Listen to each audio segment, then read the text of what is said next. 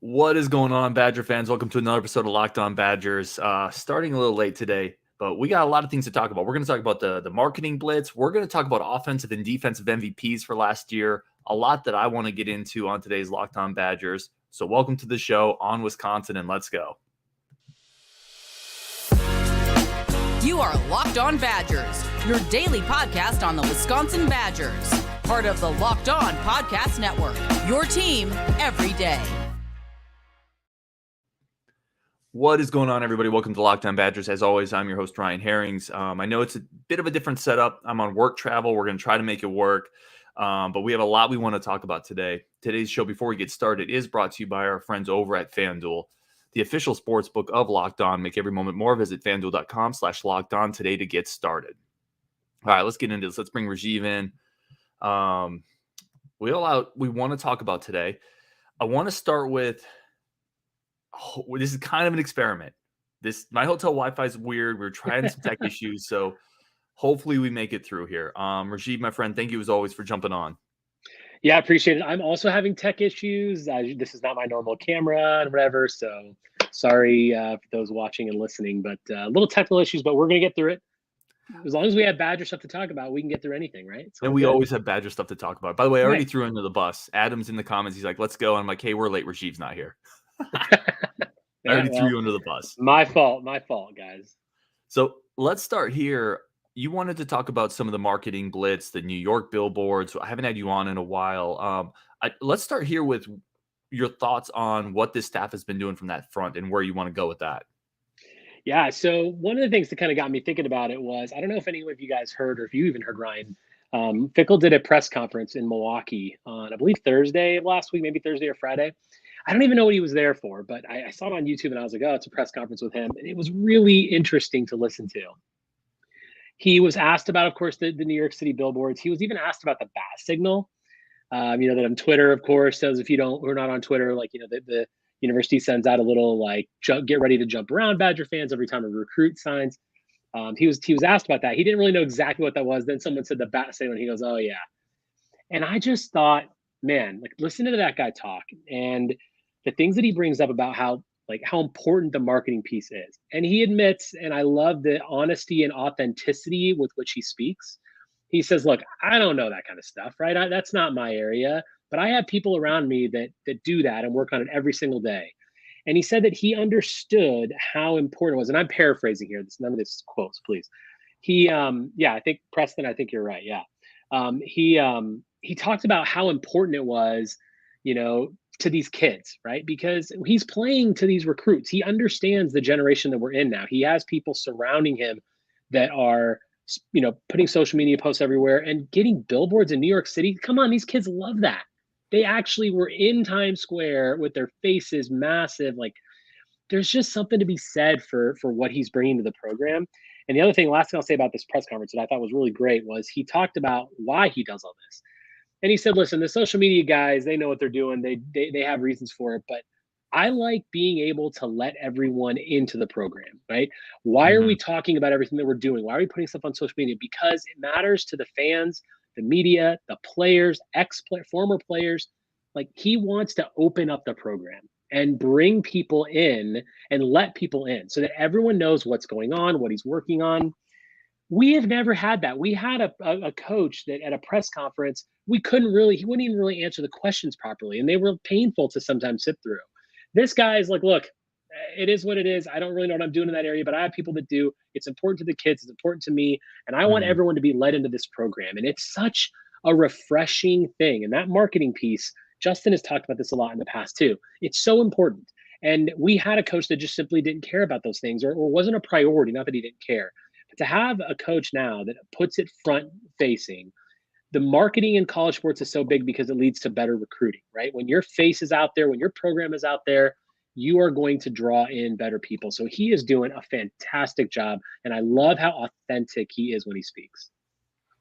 Yeah, that's really well said, man. One of the things that I'm impressed with in general, I'm impressed with people who know what they don't know and they're not afraid to admit it. And Fickle, in that interview, I saw that press conference as well. He mentioned, I don't really know how you do that stuff. Talking about the social media, right? He's like, I don't really know, but I know it's important. and I'm going to put the people who know what they're doing in those roles. And again, going back to the previous staff, and I think a lot of staffs do this, we're seeing Iowa do this, right? As they continue to fail to adjust. A lot of the previous staff, Paul Chryst wasn't putting the right people into those roles because I don't think he realized the importance of some of those roles. So he was almost fitting people that, I don't want to say his friend group, but his comfort group, right, into some of those roles. Whereas Luke Fickell knows how important this stuff is, and he's putting the right people in those roles to maximize their talents and increase the exposure of the program. And one of the things we've talked about, I think you hit on it, Justin hit on it, is there is an incredible need in the NIL era to generate excitement, to generate enthusiasm, right? Because name, image, and likeness is literally that embodiment of enthusiasm, excitement. How can we sell you as a player, right? That's what, when we're bringing recruits in, how can we sell you? How can we market you? We can market putting people up on billboards in New York City. That's incredible. Like, you telling me 24 kids don't see that? 25 kids don't see that? I'm talking 2024 kids, 2025 kids, by the way. They're going to see that stuff too. That generates excitement for the program, and they're going to wonder, what is this program going to do for me when I commit? Are they going to put my face up on the Grand Canyon? I'm just obviously hyperbole, but that excitement is palpable, and he has absolutely generated it, curated it, and continued to grow it. And I think it's incredible. I think it's a very, very good point you're bringing up about the marketability and the excitement of the program that he's brought to Wisconsin and to Madison. It's just something that we've never seen. And, can you ever remember a time? Can you even imagine a time under Barry Alvarez, Paul Chryst, whatever, that even Gary Anderson, that our players are going to have a spot in New York City? I mean, really, it's just forward thinking. We always, the motto of our university, we talk about forward. Well, our football program is moving in a direction that it has never been. And every little thing this guy touches right now, I feel like, is just turning gold, right? It's just everything he's doing. He's hitting on everything that for so many years we've bottled up and we've talked about with our friends and on shows and things, saying, boy, I really wish Wisconsin football could do these things better. I really wish we would take the time and focus on the what's new and these kids and everything. It's like if every fan wrote down on a sheet of paper what they want this program to do, they're doing it. He's doing every single thing that we would ever want. And man, I just thought that press conference was so refreshing. I love the guy. He just says what he what's in his heart, and he just says it, and he doesn't know it. You said it right. He's not afraid to admit what he doesn't know. And the things he does know, he's putting into practice.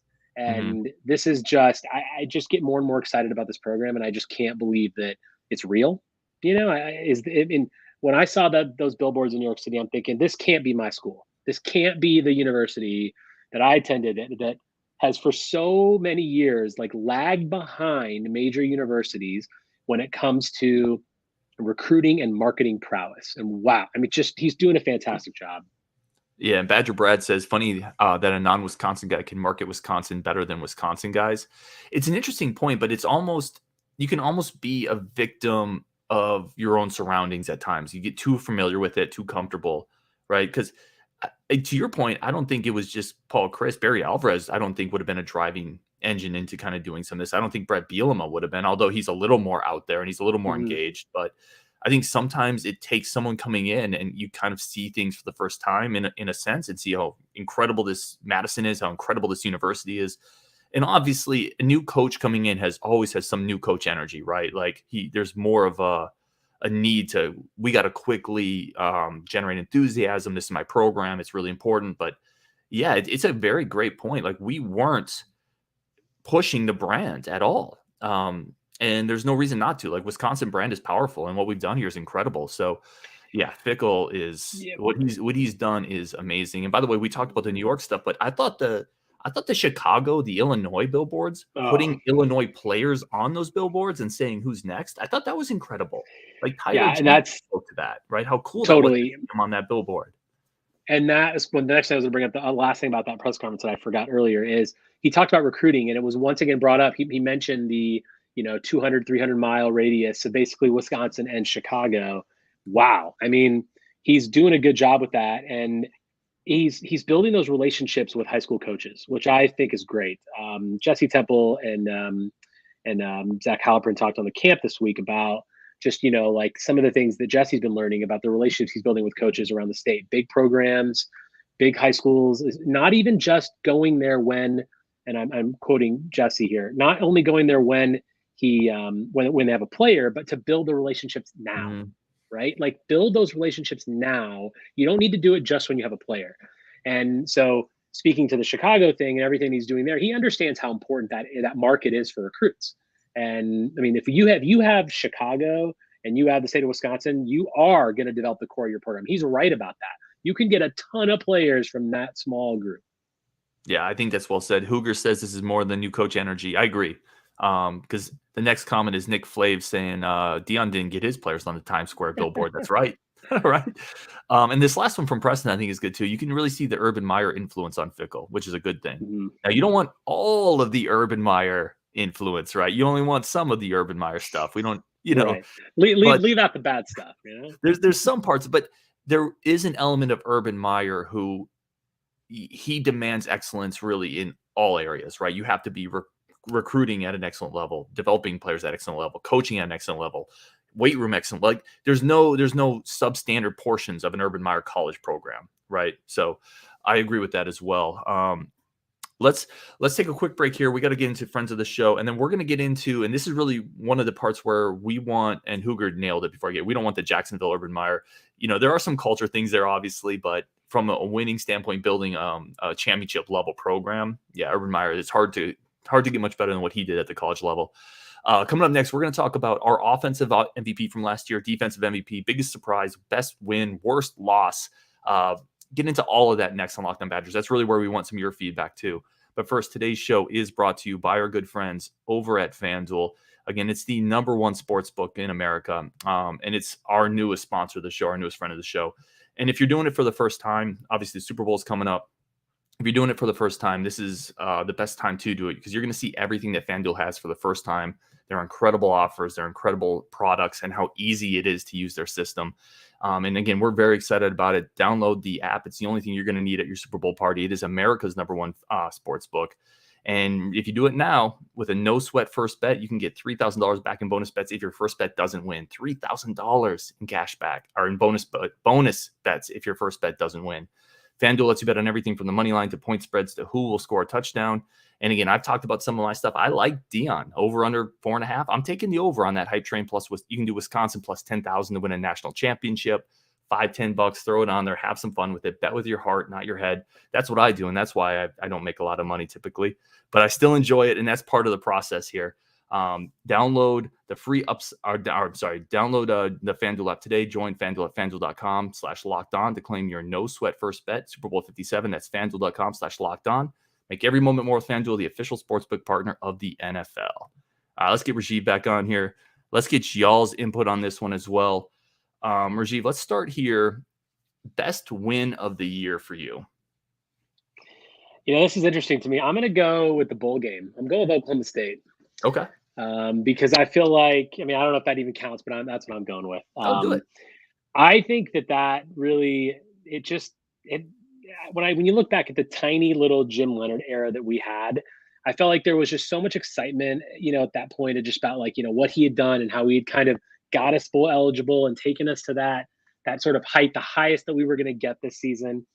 And we played a good game. Chase Wolf played a good game. And obviously we'll talk about him for a second too. Chase Wolf has left the program for pretty clear, obvious reasons. I feel like once Mordecai came in and then Braden Locke, and he's like, okay, I'm not really going to get to compete at this point. So I think that just left, it was the only game that I feel like just left me feeling happy at the end. I didn't feel happy a lot of time throughout the season, and maybe after the Northwestern game, which was big, and the Purdue game here and there, but I felt happy. I felt happy about the fact that the season was over. We ended on a win. We got to a bowl game. Our backup quarterback, who we thought really was pretty bad, played pretty well. And it just kind of left me with some hope, going into next season. This is even before we knew about anything with Fickell, of course, but I just felt good after that game, which I like. Yeah, so Adam Otto said put 25K down for the Natty. He said that's safer than gold. And we did know Fickell for the bowl game though, right? You said you didn't know. I think you said we weren't sure about Fickle at the bowl game. Are you talking about what was coming up in terms of recruiting? Yes. I'm sorry. Okay, I just want to clarify. We did know Fickle obviously was because otherwise we will get comments on that. My fault. I did not explain that very well. I'm sorry. I figured I knew what you were saying. I just wanted to throw the clarification out there. Yeah, just not knowing like where the program was really going to go. What were we going to get? How are we going to get there? Who was going to come in the transfer pro? All that stuff, right? It was a lot of uncertainty, but there was a growing sense of confidence. Yeah, 100% there. I was going to go bowl game, and then I actually went to Northwestern. I went to Northwestern for a couple reasons, right? It was a 42-7 win over a Big Ten West team. It was in Evanston that has been a house of horrors. Right. And I remember at the time, because that was like that bounce back moment. The interim coach takes over, the local hero. We had just been embarrassed in the first part of the season. And we just went out and crushed them. Right. It just felt like Jim Leonard had an emotional spark there. And I think at that moment, we really all expected Leonard to be the guy. And that was a great first step. I remember being very content after that game. Like, this team has turned a bit of an emotional corner. They could have laid down. Like, you can lay down after your coach gets fired and you get pummeled by Illinois. You lose to Washington State.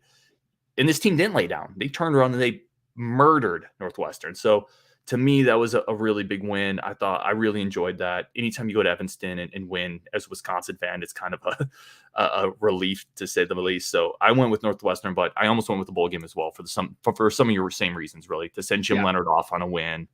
That felt really good as well. So that's a good one there. Let me lead this one off. We'll go worst loss, of which there are several candidates. I got to be honest. So we kind of touched on this inadvertently on a previous show. It came up in the comments or somewhere. We talked about the most painful losses, and I said Ohio State because it felt like we were a JV team, and that was still kind of in the part of the season where we weren't sure if we were dead in the water. But the more I've ruminated on it, it's Minnesota to me. It's just the way we lost at the goal line. That's one of the most embarrassing sequences of football that I've ever seen in my life at any level. To get down to that point and have everything fall apart, to not be able to get a snap off, to lose to your rival, to have them have the axe and keep the axe, not just get it back, to retain the axe. I said all year, there's no way Minnesota is beating us again. And for it to unravel like that, it was just embarrassing. That doesn't even qualify as high level football. So looking back at it, that is the worst loss for me of the year. Yeah, for me, this one was easy, and it's not the same as yours. It's Illinois. Oh man, alive, that Illinois game. That to me was, I think I've said it on somewhat of a recent show. We talked about this. Man, just the energy got sucked out of the program. At that point, you knew it was all over, and I can't remember, honestly, in my fandom as a Wisconsin fan for 24 years, I can't remember a time that I felt lower about our football program. I mean, really just got the life sucked out of me. And when Illinois is running all over you and embarrassing you on your home field, Illinois, a team that we have dominated for many, many years in the West, even before it was the West, we've been crushing them for years. That was really, really tough. And I was sitting there just watching that game thinking, I've never felt this bad about Wisconsin football. Now, listen, again, there are many correct choices here. Like we talked about this. Just looking in the comments here, right? We've got Nick Flav says, I feel like we lost every game. 414 Badger says Illinois by far. I can't stand losing to Burt. Here's a quick question for the comments and for you, Rajiv. What's worse, losing to Burt or Fleck? Because I think Fleck is worse. Like, I almost don't mind losing to Burt. Definitely not as much as PJ Fleck. I don't like ever losing to PJ Fleck. Sure. I mean, if you're going to put it in those terms, PJ Fleck is all. PJ Fleck just makes my skin crawl. And I just, not to be offensive to PJ Fleck, whatever, but I don't like it. So yeah, I'm going to say PJ Fleck's worse to lose to because of just who he is. And just, don't like it. Thomas Miller says Illinois by far. Ethan says Minnesota, just hurts the most to them. Wes comes up with Washington State because we had them beat on paper. We did statistically beat them in that game, and that really kind of started the downward spiral, which potentially that downward spiral is also the best thing that happened to us in the big picture. Picture, yes. Ricky Bobby says that was a JV moment, Minnesota. So there's a bunch of comments here. And again, the fact that we can reasonably talk about like 4 different games is indicative of the type of season we had. Totally, All right, totally. let's move on. I will say to one. I will just say one quick thing. I see some comments about basketball. I know people want to talk basketball. There was one comment about like my thoughts on the tournament. I will address that in the next segment when we get to comments. I will talk about that. I will answer that question. Nice. It was a good Okay. question. I love it. I love it. And by the way, just about every comment in here says losing to Fleck is worse than Burke, Yeah. which I think we both agree with. All right, let's talk about offensive MVP. Let's go there. Who do you got, Rajiv, offensive MVP? Braylon Allen. I mean, I feel like it's interesting. You know, you obviously, maybe you think Mertz, but there was so much bad that happened here. 1,242 yards. I mean, he's one in a line of many Wisconsin running backs that, you know, have just been here. The workhorse is there. Obviously, he had some injury issues, but 1,242 yards. He's coming back next year. He's going to feature in Longo's offense. I think he's going to have a huge year running against not 8-9 boxes. And it's kind of like that, you know, there are a lot of people that are, you know, that did well before and are going to do well now, but I'm really excited about Braylon Allen. But looking back, let's face him, he's the only reason we went to a bowl game. Without him, we don't go to a bowl game. Yeah, I'm right there with you. I think this is kind of a no-brainer, both for the fact that he did have a really solid season, 11 touchdowns as well, 5+ yards per carry. And it's also a lack of who else do you choose, right? Like there is a dearth of quality options here. As Wes says, he did it on a trash offense. Yeah, I think Braylon's the obvious choice here. I'm going to go defensive MVP. I went with Herbig. I know there's a couple candidates here. There's a couple reasons I'm going with Herbig. The first, 15.5 tackles for loss, 11 sacks, incredible production from the outside linebacker spot. But the other reason I'm going with Herbig is he really did it without that running mate on the other side. Like he was really the only outside pressure we had for the entire year, and teams game planned against him. Teams did more than they did last year, certainly, to try to take him out of the game plan, and he still provided consistent pressure. Was really a force on the edge for us. So I think there's a couple ways you can go here. I just think that edge pressure, 15.5 tackles for loss, plus 2 forced fumbles. For me, Herbig is the guy, but I think there's a couple ways you can go here. Yeah, I think Herbig had 11 sacks too, right? I think that's correct. Right. Yep. Just fantastic. Yeah, I mean, I went with Keanu Benton because I don't think Jung Meta, I don't think Herbig, I don't think anyone does what they do without what he does. We saw that a little bit, you know, a couple times when he wasn't there. But yeah, he's a monster. He's not going to have all the flashy numbers. He doesn't, you know, I mean, he had 4.5 sacks, and that's, you know, his numbers never look great on paper. He's middle, the defense and tackling, but man, the guy is an absolute monster. I want to give honorable mention to Jung Meta, though. I mean, I saw that a little bit in the comments. I mean, he led the team in tackles, but yeah, Benton, without him, nobody does their job. Agreed. And there's a lot of Muma love here, which I think I'm the low man on Muma. I really do. I don't know why, man. I don't know what you've said that to me before, and it's always surprising. I'm going to use him for another category. So let's move on and we'll talk about it. No, I love it. Let's take a very quick break here. I do need to just insert some friends of the show. Then we're going to finish up with our season recap awards and then get into all your comments. That's what we have coming up on Locked On Badgers. Really quick break for our friends of the show. All right. Let's jump back in. Appreciate everybody tuning in as always. Again, I do want to make a very quick apology. The last couple of days I've been on travel, and my travel was a disaster. My luggage was lost. I'm in this podunk place in the desert. I lost my wallet because I went outside and took a picture of a sandstorm like an idiot. And then we drove away. We got like 2 hours away, and my wallet was gone. And mind you, I have to get on the military base the next day for my job. Also, everything's in my wallet. I don't even know how I'm going to fly back. So we geotagged the picture of the sandstorm I took, and then I walked along the desert highway like an idiot, hoping I didn't run into the sand people while I'm looking for my wallet, which I did find on the side of the road. Anyway, long story short, that is why we didn't do a Northwestern basketball recap show. I didn't even get to see the game because I was looking for a wallet in the desert. You didn't miss much, buddy. You didn't miss much. So, and I also have some social media comments from people both on Twitter and Facebook and on DMs that I haven't got back to. So I apologize for that, y'all. That's the reason. I'm not blowing anybody off, I promise. All right, let's get into where do we even go from me looking for my wallet among the desert people?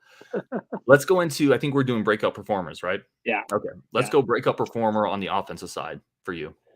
For me, that's Skylar Bell. I just feel like he's kind of took off, and I'm a huge Skylar Bell fan. I just got a Skylar Bell jersey, by the way, which I should have worn for tonight. I absolutely love it. But yeah, he's the guy that I feel like is the most exciting member of that receiving core. I know, obviously, next year I know we've got a huge lot of people in that area, but I really like him, the energy that he brings.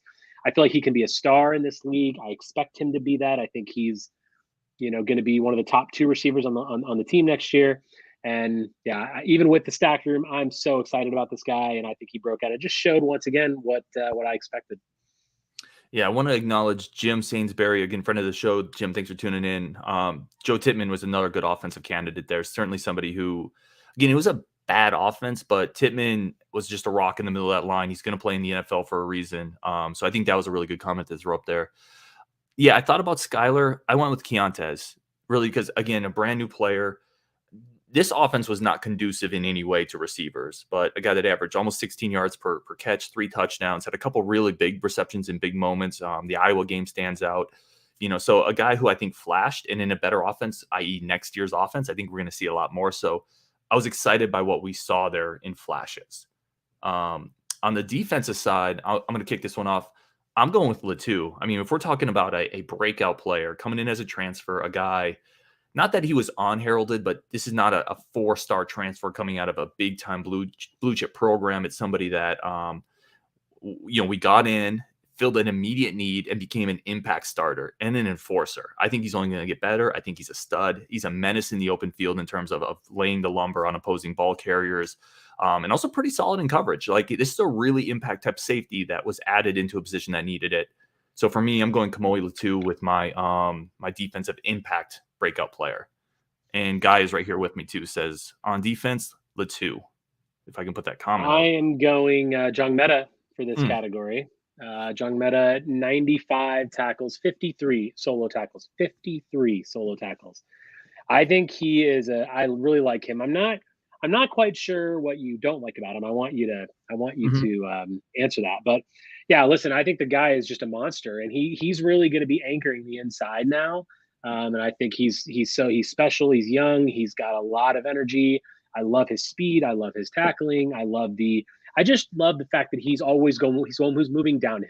He is going to be so important for us stopping the run next year. And depending on who's gonna, maybe our new guy starts a nose tackle. Who knows what we're gonna do there? But he's so critical. I think that I really liked him. I liked watching him play. Every time he made another tackle, I just got more and more excited.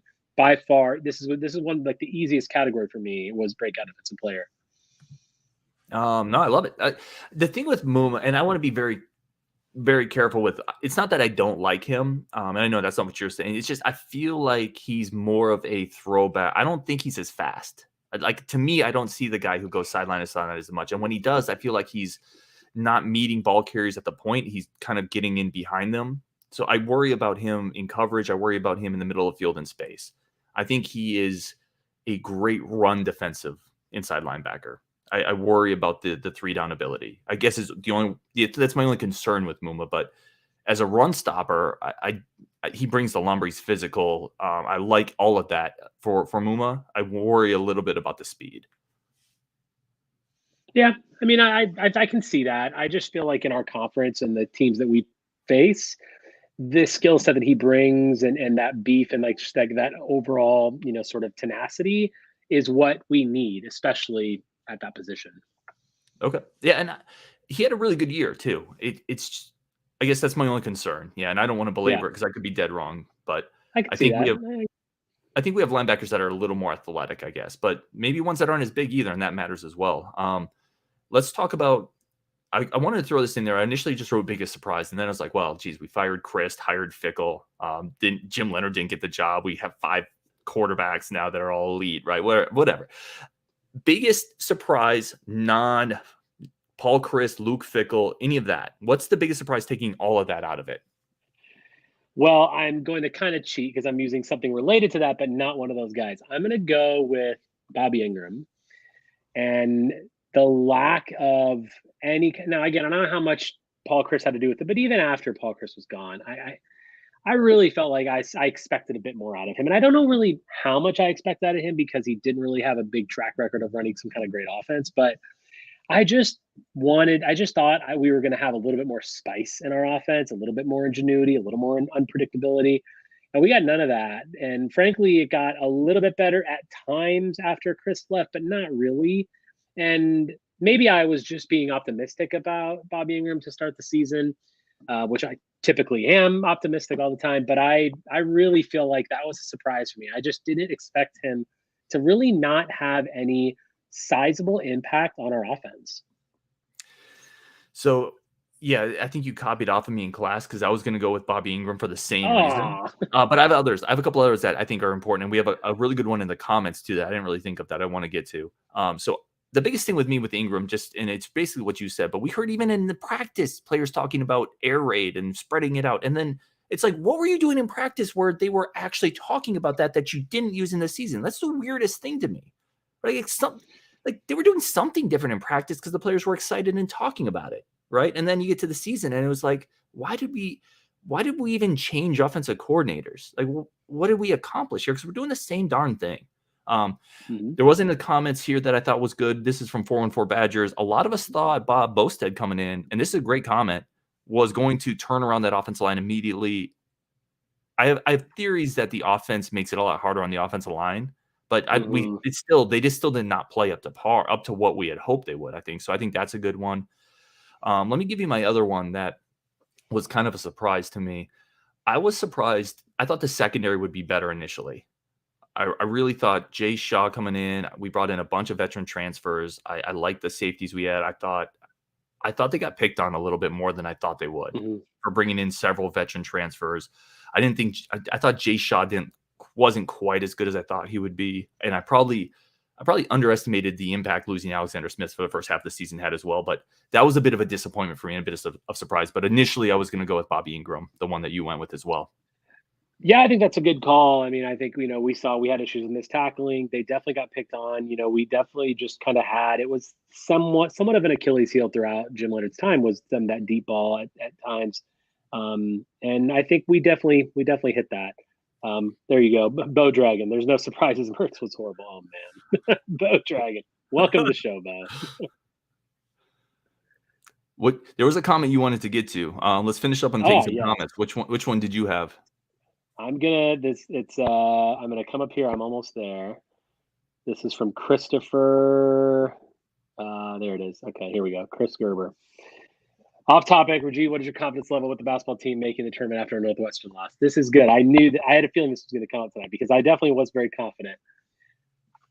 I'm losing my confidence very rapidly. Northwestern was one of the games that I thought we were going to win. I mean, come on, we're playing Northwestern at home. We've already lost to them once this year. We can't honestly we can't think we were going to lose that game. And at this point, if I had to say, can we make the tournament? I actually don't think we're going to make it anymore because that was a big loss. Now we're 2 games under 500. We have to be 500 in the conference. We have to be 500. So at this point, and I think the biggest issue that I'm seeing is Tyler Wall and the fact that he clearly is still not right from his injury or something is going on. His field goal percentage is absolutely atrocious for what he's doing and where he's shooting from.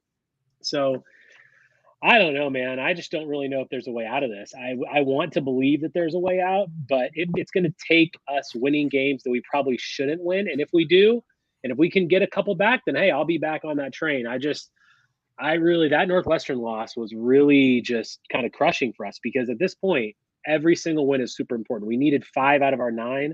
We just lost 1. I don't know how we're going to get 5. Yeah, you know what was fun? So I recorded a couple shows before I went on travel, and one of them was like a little kind of an optimistic basketball one, which aired right after the Northwestern game that I didn't watch. And I had a couple of people like, bro, you need to stop. Like, this team sucks. I'm like, I recorded that before the game. I don't know what to tell you. So when we talked last basketball, you were the only one that felt most relatively confident we were making the tournament. I'm kind of on your side with the gray guard optimism. I think this is a down year, but even then I'm like, I don't think we're making the tournament. I just don't think this team is good enough. There's no mojo there. And to your point, Tyler Wall, like, what is going on? This is a guy that almost beat Kansas. I mean, we don't have to go that far, but it's not like we have to go back to last year. He had 20-something points against Kansas, and we almost win that game. It has to be injury. It's got to be injury, right? I mean, do you agree that it's injury related? I think at this point it's probably I definitely agree he's not healthy. There's no way he's 100%.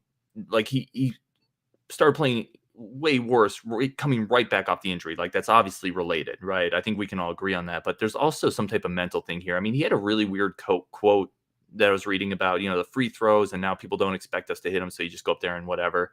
And it's not really the mentality you're looking for from one of your star players. It's not a just whatever thing. You have to, like, that's not okay. And I know he doesn't mean it as it doesn't matter, but the way it comes off when you're struggling, it's a bad look. So I think there might be a mental component here too, where either he's wearing down, maybe he's putting too much pressure on himself. Like, this is the first time he's really struggled like this when he's been needed. So this could be a pressure thing as well.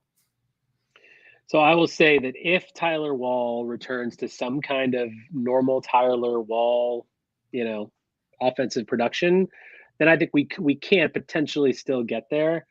But if he is doing what he's doing, I honestly don't see how we're getting the point production. And it's not only the point production, it's just overall field goal percentage. I mean, with those high percentage shots that he takes and he's missing them, and the number of missed layups that we've had with this team, boy, it's hard sometimes to just see any way out of it. And I'm the guy who always looks for a way out of everything and just thinking, we can do this, we can do this. I don't see how we can do it, but it's still just a bad year. I know Bo Dragon is one of the guys that is ready for a guard to be out, but we're not there. We're not there. We're just having a bad year. We'll pick it back up. Yeah, I mean, this is the optimistic half of the quad pod. So if the other two were on here, they would tell you that it's all over. Oh, man. And burn the if program. The other two are on here, guard to be in the middle of China right now, just on a vacation. I mean, it's just no way. Well, let me end on this. Is there anything guard does this year where he breaks your confidence in that this is just a bad year? And let me open that up to the comments as well. If there's anybody in the comments that's still kind of in the boat that this is just a down year, we're going to be better next year, is there anything guard does this year that breaks you of that? I don't think so. I think that when we lost Johnny Davis last year, we had a depth issue. We lost Jacoby Neath earlier. Not that would have been a lot better offensively, but that's another piece of the depth issue. And I think he also just expected some people to be better than they have turned out to be, i.e. Tyler Wall and Jordan Davis, perhaps. So I think, look, this year it's this year. It's going to be a bad year. We're probably not going to make the tournament. This is just what it's going to have to be. And I still think that this is a guy that has put us in position every year that he's been here to challenge for the Big Ten. We've won 2 out of the last 3. We are defending Big Ten champs. It's okay. I mean, it's just one of those years that now we can't have a lot of these. We can't have another one in a row like this. But let's just hope that next year with the recruits we have coming in, let's hope he actually is active in the transfer portal as well. So no, right now I don't think that there's anything he can do to completely lose my confidence this year. Yep. Okay. I'm mostly there with you, although I'm starting to get a little worried in spots. But we're getting to the end of this show, so we'll talk about that later. I'm terrified of my shaky hotel Wi-Fi kicking me out at any point as well. So this is probably a good time to wrap it up. Really do appreciate everybody tuning in. There's a bunch of comments that he needs to get into the portal. Another quality big. Rajiv, you mentioned portal. Yes, go ahead, sir. Bo Dragon, I want to address this comment because I see this a lot, and I disagree with you, Bo. And I don't. Big Ten championships are never meaningless, and I know that there are fans out there that say that well, we didn't get to the Sweet 16, we didn't get to Sweet 16. I get that, but season tournaments and season-long awards are really important, especially in my opinion in college basketball, because yes, we know what college basketball is. The tournament is everything, and I get that. But the tournament is also a single elimination. One bad night and you're out of the tournament. I'm not saying obviously if you do it every year, you're just not good enough. But when you go through our conference, which has historically been one of the best conferences in college basketball, and you win it, that has to count for something. And I know that there are fans that have this opinion, which is why I want to throw this up there, Bo. And we always appreciate your comments. But I just think it's not meaningless. It matters a lot. It matters a lot to me. And frankly, if we won the Big Ten championship every year, I'd be ecstatic. And yes, we do need to advance in the tournament when we have the right players and when we have the ability to do that. Last year, if Johnny Davis didn't get hurt late in the year and Chucky Hepburn wasn't hurt, we probably would have advanced in the tournament. So Big Ten championships mean a lot for me. I agree with you. Again, I recognize that other people don't share that. And here's Bo again. Bo also mentioned that, Purdue won the Big Ten West. Winning the Big Ten basketball conference is not akin to winning the Big Ten West in football. Right. Like that, those are. Again, I disagree with you, Bo, but I appreciate the comments. on Wisconsin. Let's end there. Really do appreciate everybody tuning in as always. Also appreciate everybody being patient with me as I'm on travel. I won't be as active on social media just because my work days are a little busier. So don't feel like I'm not responding because of that. Rajiv is always my friend. Thank you for every Tuesday, Believe with Rajiv. That's what we're going to call this. On Wisconsin, and we'll talk to y'all later.